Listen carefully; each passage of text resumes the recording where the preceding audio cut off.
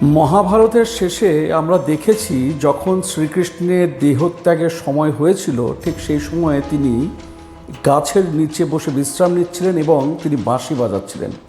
ঠিক সেই মুহূর্তে জরা নামক এক ব্যাধি হরিণ ভেবে তিনি একটি তীর চালিয়েছিলেন এবং সেই তীরটা বিঁধেছিল গিয়ে শ্রীকৃষ্ণের পায়ের মধ্যে। পরে সেই ব্যাধি যখন শ্রীকৃষ্ণের নিকট এলো এবং সে যখন দেখলো এবং বুঝলো যে তার হাত দিয়ে এত বড় একটা অপরাধ হয়ে গেছে, তখন সে শ্রীকৃষ্ণকে জানালো, হে মধুসূদন, আপনি আমার এই অপরাধকে ক্ষমা করুন, অথবা আপনি আমাকে এই মুহূর্তে মৃত্যুদান করুন যাতে আমি এই বড় অপরাধ থেকে মুক্তি লাভ পাই। তখন শ্রীকৃষ্ণ তার দিকে হেসে বললেন যে এতে তোমার কোনো পাপ হয়নি, এমনটা যে হওয়ারই ছিল। পূর্বজন্মের ত্রেতা যুগে তুমি ছিলে সুগ্রীবের ভাই বালি আর আমি ছিলাম রাম।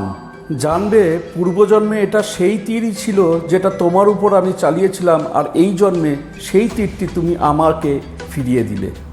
এটা সংসারের এক কঠোর নিয়ম, পূর্বজন্মের কর্মফল সকলকেই ভোগ করতে হবে। প্রত্যেকে ভালো থাকুন, সুস্থ থাকুন, নমস্কার।